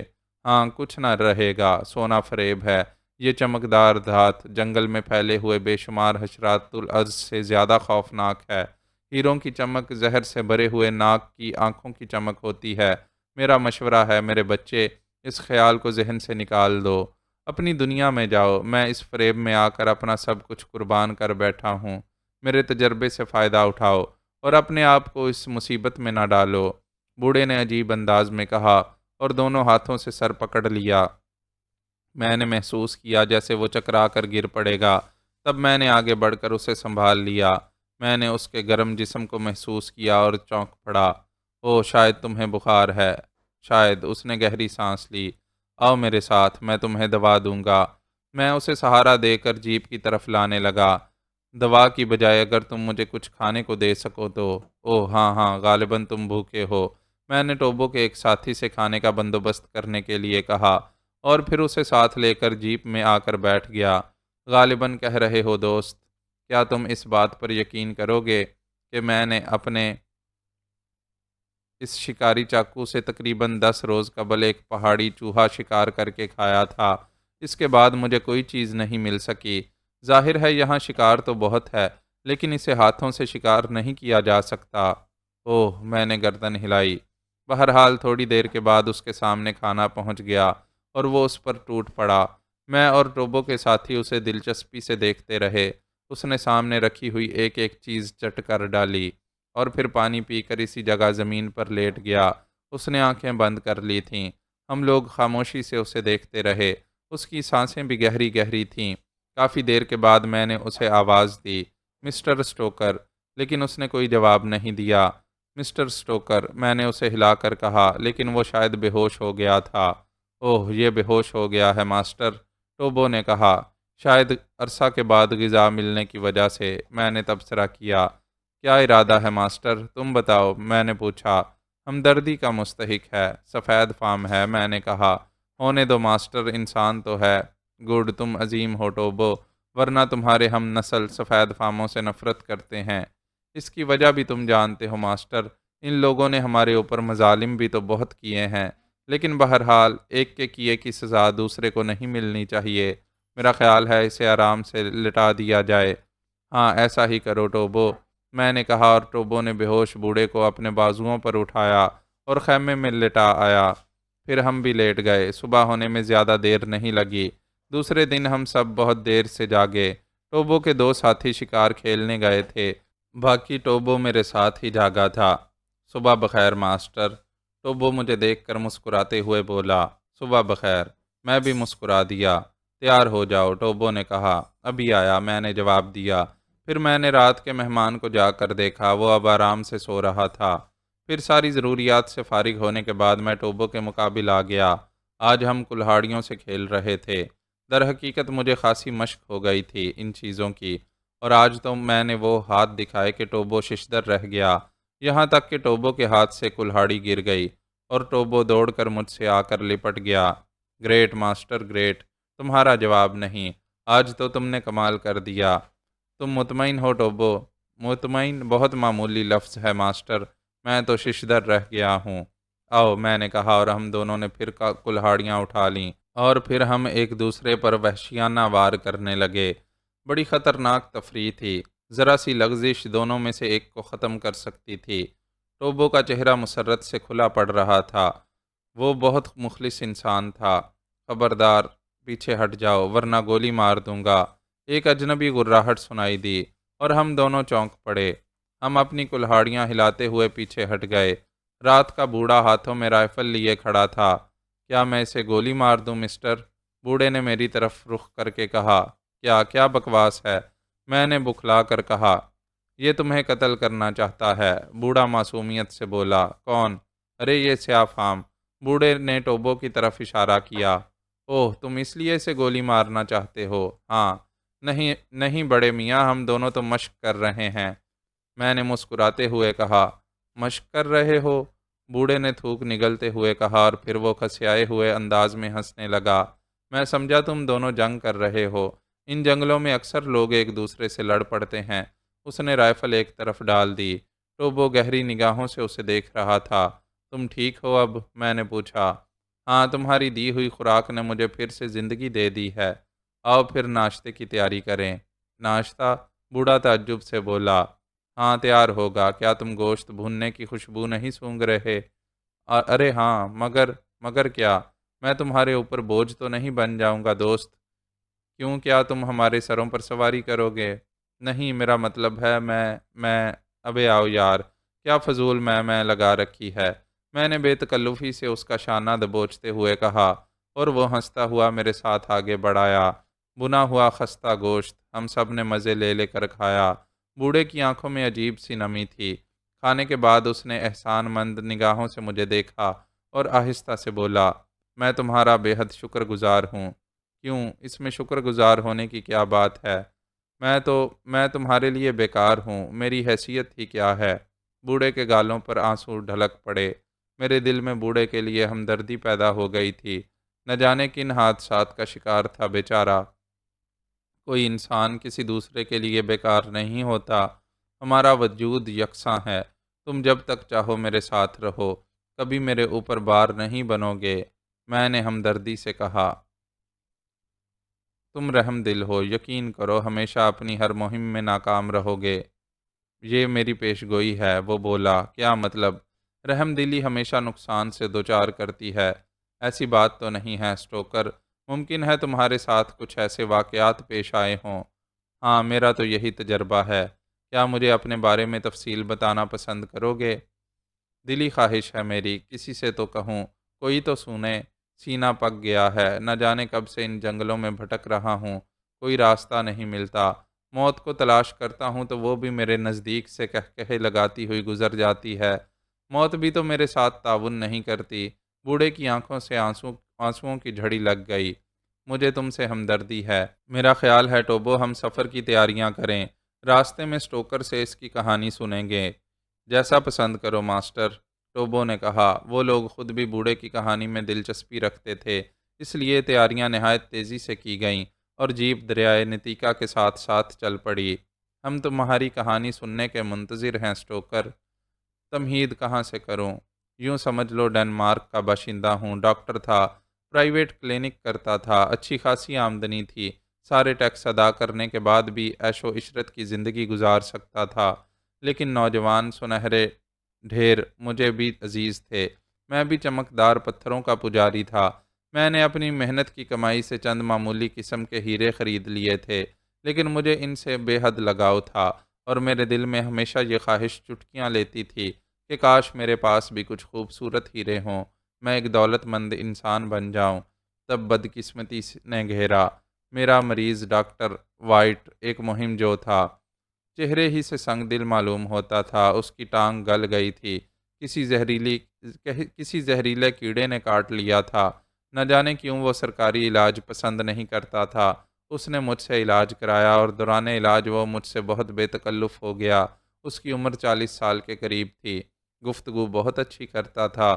دولت کے حصول کے لیے اس نے میرے رجحانات معلوم کیے اور پھر ایک رات اس نے مجھے ایک پیشکش کی۔ اس نے بتایا کہ وہ افریقہ میں ایک مہم پر گیا تھا۔ اس مہم میں ہیروں کا ایک ذخیرہ اس کی نگاہ میں پڑ گیا، لیکن اس سے قبل کہ وہ ذخیرے کے بارے میں اپنے ساتھیوں کو اطلاع دے، اس کی ٹانگ میں ایک کیڑے نے کاٹ لیا۔ کیڑا اتنا زہریلا اور خوفناک تھا کہ وہ مسلسل 1 ماہ تک بے ہوش رہا اور اس کے ساتھی گھبرا کر اسے واپس لے آئے۔ اب ٹھیک ہونے کے بعد وہ دوبارہ سفر کا ارادہ رکھتا تھا تاکہ ہیرے حاصل کر سکے۔ اس سلسلے میں وہ نئے ساتھی بنانا چاہتا تھا۔ کیا تم میرے ساتھی بننا پسند کرو گے ڈاکٹر؟ اس نے مجھ سے پوچھا۔ میں نے حیرت سے کہا، کیوں، کیا تمہیں ہیروں سے دلچسپی نہیں ہے؟ ہیرے؟ میری آنکھوں میں چمک آ گئی۔ ہیرے کسے پسند نہیں ہوتے مسٹر وائٹ؟ دولت آسمان سے تو نہیں برستی مسٹر سٹوکر۔ وہ تو ٹھیک ہے، لیکن میں تمہیں اپنا ساتھی بنانے کو تیار ہوں۔ جو ذخیرہ میری نگاہ میں ہے وہ اتنا قیمتی ہے کہ تم تصور بھی نہیں کر سکتے۔ اس بار میں زیادہ لوگوں کو ساتھ نہیں لے جاؤں گا، میرا خیال ہے 10-15 آدمی میرے ساتھ جائیں گے۔ ہم وہ ہیرے برابر برابر تقسیم کر لیں گے، اور تم تصور بھی نہیں کر سکتے ڈاکٹر کہ ہم میں سے ہر ایک کے حصے میں جو ہیرے آئیں گے ان کی قیمت کیا ہوگی؟ کیا ہوگی؟ میں نے حریص انداز میں پوچھا۔ تقریباً $6 کروڑ۔ ایک محتاط اندازہ ہے، ہم میں سے فی کس $10 کروڑ بھی حاصل کر سکتا ہے، وائٹ نے بتایا، اور میری آنکھیں کھلی رہ گئیں۔ کیا یہ درست ہے مسٹر وائٹ؟ مجھے جھوٹ سے نفرت ہے، تو اگر میں تمہارے ساتھ چلوں تو مجھے بھی؟ پوری ایمانداری کے ساتھ، وائٹ نے گلوریا کو دیکھتے ہوئے کہا، اور پھر چونک کر بولا، او ڈاکٹر، تم چاہو تو اپنے ساتھ 2 افراد کا اضافہ کر سکتے ہو۔ کیا مطلب؟ میں نے پوچھا۔ تمہاری بیٹی گلوریا، اس طرح تم دوہرے حصے کے حقدار ہو جاؤ گے۔ اپنی بیٹی کو اعلیٰ مستقبل دینے کے لیے تم میرا مشورہ ضرور مانو۔ کیا اسے مہمات سے نفرت ہے؟ ہم نے کبھی سوچا ہی نہیں، میں نے جواب دیا۔ اور دوسرے آدمی کی بات بھی کہی تھی تم نے؟ بھائی تمہاری بیٹی اور ایک آدمی جسے تم پسند کرو، یہ میرا کوٹا ہے، باقی لوگوں کا انتخاب بھی میں اسی طرح کروں گا۔ او مسٹر وائٹ، اگر آپ اجازت دیں تو میں گلوریا کے منگیتر سنوڈو سے بھی بات کر لوں۔ اگر تمہیں اس پر اعتماد ہو تو، وائٹ نے جواب دیا۔ پھر چونک کر بولا، کیا کہا تم نے؟ وہ تمہاری بیٹی کا منگیتر ہے؟ ہاں، ٹھیک ہے، کوئی بات نہیں، تم اس سے بات کرو، لیکن اس شرط کے ساتھ کہ وہ پوری رازداری رکھے۔ میں بات کروں گا، میں نے خوشی سے دھڑکتے دل سے کہا، اور پھر میں نے سنوڈو سے بات کی۔ وہ بدبخت، وہ کمینہ تو بے حد لالچی نکلا، فوراً تیار ہو گیا، اور میں نے وائٹ سے آمادگی کا اظہار کر دیا۔ گلوریا البتہ تیار نہیں تھی۔ اس نے سنوڈو کو بھی روکنے کی کوشش کی۔ اس نے کہا کہ اسے یہ پرخطر زندگی پسند نہیں ہے، اسے غربت پسند ہے، لیکن سکون کے ساتھ۔ لیکن مجھ سے زیادہ سنوڈو نے اسے مجبور کیا، اسے حسین زندگی کے سبز باغ دکھائے، شادی کے بعد کی حسین زندگی کے حسین خواب دکھائے۔ باپ اور منگیتر نے اسے اس قدر مجبور کیا کہ وہ خاموش ہو گئی، وہ دل سے تیار نہیں تھی۔ بہرحال میں نے وائٹ کا بڑی لگن سے علاج کیا اور اس کی ٹانگ بالکل ٹھیک ہو گئی۔ تب وہ تیاریوں میں مصروف ہو گیا، اور بالآخر تیاریاں مکمل کر کے ہم چل پڑے۔ وائٹ کے ساتھیوں میں ایک بھی عورت نہیں تھی سوائے میری گلوریا کے۔ گلوریا اس سفر سے خوش نہیں تھی، لیکن وائٹ نے اسے بھی سمجھایا کہ اس کی زندگی بن جائے گی۔ ناچار وہ تیار ہو گئی۔ تب ہم طویل سفر کر کے صحرائے اعظم میں داخل ہو گئے۔ یہاں کی پرخطر لیکن خوبصورت زندگی گلوریا کو بھی پسند آئی، اور پھر اسے کسی بات کی فکر نہیں تھی۔ اس کی ماں بچپن میں ہی مر گئی تھی، اس کے لیے ماں اور باپ سب کچھ میں ہی تھا، اور میں اس کے ساتھ تھا۔ دوسری شخصیت جس سے اسے دلچسپی تھی وہ سنوڈو کی تھی، چنانچہ اس کا منگیتر، اس کا جیون ساتھی بھی اس کے ساتھ تھا۔ وائٹ ایک تجربے کار انسان تھا۔ صحرائے اعظم کے سفر میں چھوٹے چھوٹے حادثے پیش آئے، لیکن وائٹ کے تجربے کی بنا پر کسی کو نقصان نہیں پہنچ سکا، اور پھر طویل سفر کر کے ہم افریقہ کے اندرونی حصوں میں داخل ہو گئے۔ تب ایک رات وائٹ کی اصل شخصیت سامنے آ گئی۔ اس نے زیادہ پی لی، اور پھر پستول لے کر گلوریا کے خیمے میں داخل ہو گیا، جو میرے اور سنوڈو کے خیمے کے درمیان تھا۔ اس نے سوتی ہوئی گلوریا کو جگایا، اور گلوریا اسے دیکھ کر دہشت سے چیخ پڑی۔ اس کی چیخ سن کر میں اور سنوڈو دونوں ہی گلوریا کے خیمے کی طرف دوڑے، اور وائٹ کو وہاں دیکھ کر حیران رہ گئے۔ مسٹر وائٹ، مسٹر وائٹ، میرے منہ سے نکلا۔ ہاں سٹوکر، یہ میں ہی ہوں، وائٹ نے سرد لہجے میں کہا۔ یہاں کیوں آئے ہو؟ گلوریا کے لیے، وائٹ نے جواب دیا۔ لیکن یہ اچھی بات تو نہیں ہے، تم لوگ باہر جاؤ، میں اس موضوع پر پھر بات کروں گا۔ نہیں مسٹر وائٹ، تم گلوریا پر دست درازی نہیں کر سکتے۔ سنوڈو کو بھی جوش آ گیا، اور وائٹ زہریلی نگاہوں سے اسے دیکھنے لگا۔ پھر اس نے ایک طویل سانس لے کر کہا، میرا خیال ہے مجھے تم لوگوں سے بات کرنا ہی پڑے گی۔ کیسی بات؟ بیٹھو، یہیں بیٹھ جاؤ، وائٹ نے کہا، اور وہ بہت زیادہ پیے ہوئے تھا، لیکن نشے کی علامات اس کے چہرے سے ظاہر نہیں ہو رہی تھیں۔ گلوریا ساکت و جامد اس ڈرامے کو دیکھ رہی تھی۔ ایسا لگتا تھا جیسے اس کی سمجھ میں کوئی بات ہی نہ آ رہی ہو۔ میں نے اس کی طرف دیکھا، اور پھر وائٹ کی طرف، جو اچانک بدل گیا تھا۔ مسٹر سٹوکر، آپ نے کبھی اس بات پر بھی غور کیا ہے کہ آپ کیا ہیں؟ میں ڈاکٹر ہوں، اور کیا ہوں، میں نے جواب دیا۔ اور آپ نے دیکھا کہ میری پارٹی میں کسی کو طبی امداد کی ضرورت نہیں پڑی۔ ہاں، لیکن اس کا مطلب، میں نے تعجب سے کہا، مطلب یہ کہ مجھے آپ کی بحیثیت ڈاکٹر کوئی ضرورت نہیں تھی۔ پھر میں نے اسے گھورا، آپ خود سوچیں، ان معاملات میں آپ کا کوئی تجربہ بھی نہیں، جسمانی طور پر بھی آپ ایک ناکارہ شخص ہیں، پھر میں نے آپ کو اپنا ساتھی کیوں بنایا؟ کون سی ایسی بات تھی آپ میں؟ یہ تو تم ہی بتا سکتے ہو، میں نے جواب دیا۔ ہاں ہاں، میں ہی بتا سکتا ہوں، وائٹ نے مسکراتے ہوئے کہا۔ ظاہر ہے اپنے ذہن کی بات میرے علاوہ اور کون کہہ سکتا ہے؟ وائٹ نے مسکراتے ہوئے گلوریا کی طرف دیکھا۔ میں اور سنوڈو اس کی شکل دیکھ رہے تھے۔ ایک شام کی کہانی سناؤں؟ میرا خیال ہے یہ تمہید عمدہ ہوگی، وائٹ سکون سے بولا۔ تمہاری علاج گاہ گو تمہارا علاج عمدہ تھا، لیکن جیسی تمہاری عمر ویسی تمہاری علاج گاہ۔ ذوق نگاہ کی تسکین کے لیے کچھ نہ تھا، بیماری کی شدت اور پھر خشک ماحول، طبیعت میں بڑی بے کیفی، بڑی بیزاری اور اداسی تھی۔ تب میرے دل سے ایک آواز نکلی، اے کاش کوئی حسین صورت ہی نگاہوں کو منور کر دیتی، اور یوں لگا جیسے یہ الفاظ کوئی جادوئی رسم بن گئے ہوں۔ نگاہیں اٹھیں تو ایک حسین پیکر ان میں سما گیا، اور یہ دلکش چہرہ گلوریا کا تھا۔ پہلے تو فریب لگا، میں نے اسے اپنا احساس سمجھا، لیکن پھر میرا احساس قریب آ گیا۔ اس نے مجھے چائے پیش کی اور بتایا کہ آج ہسپتال میں کام کرنے والا ملازم نہیں آیا ہے۔ کیسی انوکھی خوشی ہوئی تھی مسٹر سٹوکر اسے دیکھ کر۔ میں نے اس سے گفتگو کرنا چاہی۔ اس نے خوش اخلاقی سے میرے چند سوالات کے جواب دیے اور پھر واپس چلی گئی۔ لیکن مسٹر سٹوکر، میں کوئی نوعمر نوجوان نہیں ہوں، نہ ہی میں ساری زندگی عورت سے دور رہا ہوں۔ گو میں نے شادی نہیں کی، لیکن عام انسانوں کی مانند میری زندگی میں بھی بے شمار عورتیں داخل ہوئیں۔ کہنا یہ چاہتا ہوں کہ عورت کی دنیا کا نیا کھلاڑی نہیں ہوں، لیکن وہ نہ جانے کون سا وقت تھا، کیسا ماحول تھا، یہ لڑکی میرے دل کو بھا گئی۔ اور مسٹر سٹوکر، اس سفر میں آپ کی شمولیت کے لیے پیشکش صرف اور صرف مس گلوریا کے لیے تھی۔ اس کے باوجود میں نے آج تک صبر کیا۔ کیا آپ اس کی داد نہ دیں گے؟ وائٹ خاموش ہو گیا۔ میں اور سنوڈو منہ پھاڑے اس کی کہانی سن رہے تھے۔ اس کے خاموش ہونے کے بعد بھی ہم کئی منٹ تک خاموش رہے۔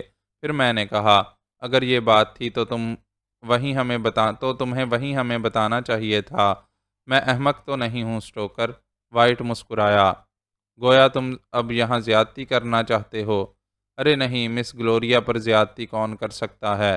وائٹ نے اوباش نگاہوں سے گلوریا کو دیکھتے ہوئے کہا۔ لیکن گلوریا کے چہرے پر میں نے کوئی رد عمل نہیں دیکھا۔ لیکن وہ سنوڈو سے منسوب ہے۔ سنوڈو اس کا منگیتر ہے۔ ہم جنگل میں ہیں، صحرائے اعظم افریقہ میں۔ تمہارے شہر تک محدود تھا، یہاں جنگل کا قانون چلے گا۔ اور جنگل کا قانون یہ ہے کہ اگر ایک لڑکی کے دو دعوے دار ہوں تو دونوں ایک دوسرے سے جنگ کر کے فیصلہ کر لیں۔ میں اگر چاہوں تو میرے ساتھی مسٹر سنوڈو کو ٹھکانے لگا دیں، لیکن بہرحال اتنی رعایت میں ضرور دوں گا کہ سنوڈو مجھ سے مقابلہ کرے۔ اور سنوڈو کا رنگ پھیکا پڑ گیا۔ یہ بات آپ کو زیب نہیں دیتی مسٹر وائٹ؟ میں نے کہا، اور وائٹ بگڑ گیا۔ بکو مت، میں نے اب تک شرافت سے کام لیا ہے، لیکن میں تمہیں صبح تک کی مہلت دیتا ہوں۔ کل صبح فیصلہ کر کے بتا دو کہ گلوریا کو میرے حوالے کرنے کی کون سی صورت ہے، اس نے کہا اور خیمے سے باہر نکل گیا، اور ہم دونوں پریشانی سے ایک دوسرے کی صورت دیکھتے رہ گئے۔ سنوڈو، میں نے سنوڈو کو مخاطب کیا۔ وہ پرخیال انداز میں بولا، اب کیا کیا جائے؟ مجھ سے بہتر آپ سوچیں گے مسٹر سٹوکر، سنوڈو نے کسی قدر سرد لہجے میں کہا۔ صورتحال تمہارے علم میں ہے، تم جانتے ہو کہ میں قصوروار نہیں ہوں۔ میں نے بھی کسی قدر خشک لہجے میں کہا، آپ نے گلوریا کو اس کے سامنے کیا تھا، لیکن کسی ایسے ویسے مقصد کے تحت نہیں۔ یہ آپ بہتر جان سکتے ہیں مسٹر سٹوکر۔ کیا بکواس ہے؟ کیا کہنا چاہتے ہو؟ یہی کہ اس مسئلے کا حل بھی آپ ہی تلاش کریں۔ وائٹ ایک خطرناک دشمن ہے۔ ہم اگر اس مہم سے دستبردار بھی ہونا چاہیں تو وہ ہمیں واپسی کی اجازت نہیں دے گا۔ ایسی شکل میں تم سوچو ہمیں کیا کرنا چاہیے۔ میں نے کہا، میں عرض کر چکا ہوں اس مسئلے کا حل صرف آپ تلاش کریں گے۔ تم کیا کہنا چاہتے ہو سنوڈو؟ یہی کہ اس جھگڑے میں آپ کا شریک نہیں ہوں۔ کیوں، یہ تمہاری منگیتر نہیں ہے؟ لیکن آپ نے اسے وائٹ کے سامنے پیش کیا تھا۔ کیا بکواس ہے؟ مجھے غصہ آ گیا۔ ٹھیک کہہ رہا ہوں مسٹر سٹوکر، اس میں غلط کون سی بات ہے؟ آپ بتائیے، کیا میں نے گلوریا کو وائٹ کے سامنے پیش کیا تھا؟ کیا میری کسی کوشش سے وہ اس کی طرف متوجہ ہوا؟ متوجہ تو میری کوشش سے بھی نہیں ہوا۔ تم ٹھنڈے ذہن سے کیوں نہیں سوچتے سنوڈو؟ ہمیں اب کسی طور یہاں سے نکل چلنا چاہیے، ورنہ گلوریا خطرے میں ہے۔ کیسے نکلیں گے مسٹر سٹوکر؟ خاموشی سے رات کی تاریکی میں۔ میرا خیال ہے اس کے لیے آدھی رات کا وقت موزوں رہے گا۔ میرے خیال میں وائٹ اتنا گدھا نہیں ہے۔ کیا مطلب؟ اس وارننگ کے بعد وہ ہم پر نگاہ رکھے گا۔ اوہ تب، میرا خیال ہے اب یہ کوشش فضول ہے مسٹر سٹوکر۔ اگر ہم نے چوروں کی طرح نکل جانے کی کوشش کی اور پکڑے گئے، تب وائٹ ہم پر اعتماد ختم کر دے گا، اور بہرحال وہ مختار ہے۔ تو تم کیا کہنا چاہتے ہو؟ صرف یہ کہ میں حقیقتیں قبول کر لینے کا عادی ہوں۔ کیا مطلب؟ میں وائٹ سے جنگ نہیں کر سکتا۔ میں اسے جل دے کر فرار ہونے میں کامیاب نہیں ہو سکتا۔ تب میں اسے اپنا دشمن ہی کیوں بناؤں؟ میں اس سے تعاون کیوں نہ کروں؟ اوہ، گویا تم گلوریا کو اس کے حوالے کرنے کو تیار ہو۔ میرا گلوریا پر ابھی کوئی حق نہیں ہے۔ وہ تمہاری بیٹی ہے، لیکن وہ تم سے منسوب ہے۔ ٹھیک ہے مسٹر سٹوکر، موجودہ صورتحال میں اس سے دستبردار ہوتا ہوں، بغیرت سنوڈو نے کہا، اور میں ششدر رہ گیا۔ میں نے گلوریا کی طرف دیکھا اور وہ ہنس پڑی۔ کیوں، کیا بات ہے پاپا؟ ٹھیک تو ہے कीमती हीरों का हसूल इतना आसान तो नहीं होता, और फिर बड़ा मकसद हासिल करने के लिए छोटी चीज़ों को तो कुर्बान करना ही पड़ता है। आप मुझे वाइट के हवाले कर दें, वो आपको बहुत से हीरों से नवाज देगा। ग्लोरिया ने तंज भरी आवाज़ में कहा, और अब मुझे अपनी हमाकत का एहसास हुआ। स्नोडो ने बिल्कुल साथ छोड़ दिया था। इससे कोई मशवरा करना फजूल था। मेरा जहन भी सख्त परेशान था। बहरहाल मैंने ग्लोरिया को कुछ हिदायत दी। मैंने उससे कहा कि वो इतना काम ज़रूर करे कि वाइट से इकरार उल्फत के साथ साथ इससे ख़ुद को बचाए भी रखे, इस वक्त तक जब तक कि मैं फ़रार की तैयारियां मुकम्मल ना कर लूं। और ग्लोरिया हंस कर रह गई। वो बिल्कुल मायूस थी, और अब वो मुझसे नफ़रत का इजहार करने लगी थी। इन जंगलों में लाकर मैंने उससे उसका सब कुछ छीन लिया था। बहरहाल इसके बावजूद उसने मुझसे ताउन किया, और दूसरे दिन जब वाइट ने मुझसे मेरे फ़ैसले के बारे में पूछा, तो मैंने परेशानी का इजहार करते हुए कहा कि मैं अभी कोई फ़ैसला नहीं कर सका हूँ, लेकिन तुम्हें जल्द फ़ैसला कर लेना चाहिए मिस्टर स्टोकर।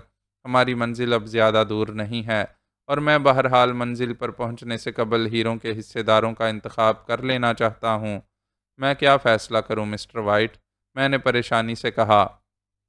तब मैं खुद ही फैसला कर लूँगा, वाइट ने मुस्कुराते हुए कहा, और फिर वो मेरे साथ ही स्नोडो के पास पहुँच गया। क्या ख्याल है मिस्टर स्नोडो, क्या तुम मुझसे मुकाबला करोगे? ओह नहीं मिस्टर वाइट, मैं ज़िंदगी की कदर करता हूँ। क्या मतलब? यूँ समझे मैंने आपसे शिकस्त तस्लीम कर ली। गोया ग्लोरिया मेरी? वाइट खुश होकर बोला। हाँ, वैसे तो वो मेरी भी नहीं थी। बहरहाल मैं इससे तुम्हारे हक में दस्तबरदार हो गया। वेरी गुड, अब कहो स्टोकर। मैं कुछ नहीं कह सकता, मैंने परेशानी से कहा, और वाइट गर्दन हिलाने लगा। मुख्तसर ये दोस्तों कि मैं फ़रार की तैयारियों में मसरूफ़ रहा, और बिलाखिर एक शाम मैंने तैयारियां मुकम्मल कर लीं। ग्लोरिया मेरा साथ दे रही थी, लेकिन मर्दों की मानिंद उसे इसी बात का गम था कि मैंने दौलत के लिए उसकी ज़िंदगी दाव पर लगा दी। बहरहाल रात की तारीकी में मैंने दो घोड़े खोले, और इन्हें खामोशी से इस जगह ले आया जहां ग्लोरिया मेरा इंतज़ार कर रही थी। मैंने सरगोशी के अंदाज में ग्लोरिया को घोड़े पर सवार होने के लिए कहा, और ग्लोरिया हंस पड़ी। लेकिन वो कहकहा ग्लोरिया का नहीं था, वो वाइट का कहकहा था। मेरे बदन में थरथरी दौड़ गई। मैं समझ गया कि मेरा राज खुल गया, और मैं साकत हो गया। तो तुम फरार हो रहे थे? वाइट ने अपना कंबल उतारते हुए कहा। हाँ, मैं जाना चाहता हूँ। तो जाओ मेरी जान, मैं तुम्हें कब रोकना चाहता हूँ। ग्लोरिया कहाँ है? मेरे खैमे में। क्या बकवास है। हाँ, वो तुम्हारे साथ नहीं जाना चाहती। वो तुम्हारी तरह बेवकूफ़ नहीं है। उसे आला मुस्तकबिल से दिलचस्पी है। बकवास करते हो। ग्लोरिया को मेरे हवाले कर दो वाइट, वरना अच्छा ना होगा। वो नहीं जाएगी। वाइट ने पिस्तौल निकाल लिया। स्नोडो कहाँ है? मैंने किसी कदर खौफजदा होकर पूछा। वो भी अब मेरे दोस्तों में शामिल हो गया है। उसी ने तुम्हारे फरार की खबर दी थी। बहरहाल उम्दा आदमी है। और फिर उसने सोचा कि अगर तुम दोनों चले गए तो मेरे साथ उसकी क्या हैसियत रह जाएगी।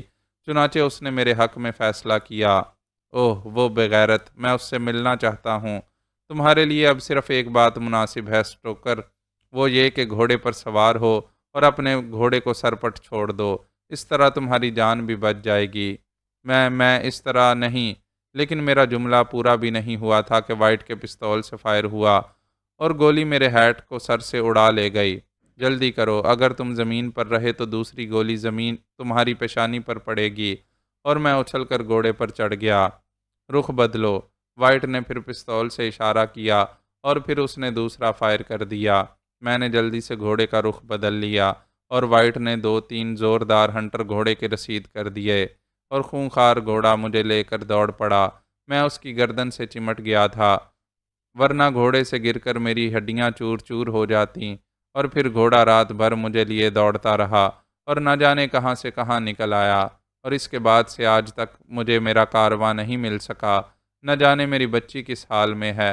बूढ़े की आंखों से आंसुओं की झड़ी लगी हुई थी। हम लोग मुतासिर थे, तो वो खामोशी से जीप ड्राइव कर रहा था। इस तरह दोस्तों, मुझे मेरे लालच की सज़ा मिल गई।